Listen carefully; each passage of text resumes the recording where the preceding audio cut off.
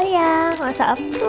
Memandangkan baru-baru ni ada viral pasal popia, apa kata hari ni kita masak popia bolognese. So mula kita panaskan minyak, kita masukkan bawang Holland dan kita tumiskan sampai dia naik bau dan warna golden. Masukkan bawang putih dan kita tumiskan seketika sampai dia naik bau. Lepas tu kita boleh masukkan isi ayam dan kita masakkan sampai ayam tu kecut. Lepas tu kita masukkan mixed herb, sebut lada hitam dan kita masakkan seketika sampai dia sebati. Boleh masukkan carrot yang sudah dipotong dadu. Lepas tu kita masukkan sausage, lada besar, masukkan cendawan dan kita masakkan seketika. Lepas tu kita boleh masukkan sos bolognese, kita masakkan sampai dia sebati dan pekat. Boleh perasakan dengan garam. Lepas tu masukkan sedikit cube pati ayam, masukkan irisan daun parsley dan kita masakkan untuk seketika.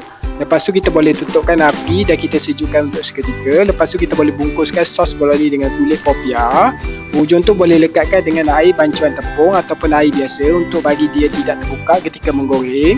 Dan siap kita boleh gorengkan dalam minyak yang panas. Dah golden kita boleh angkat dan kita teruskan. Popia bolognese ni jarang kita dengar. Selalunya kita dengar popia carbonara je. Ingatkan tak kena bila buat, tapi sedap sangat bila makan.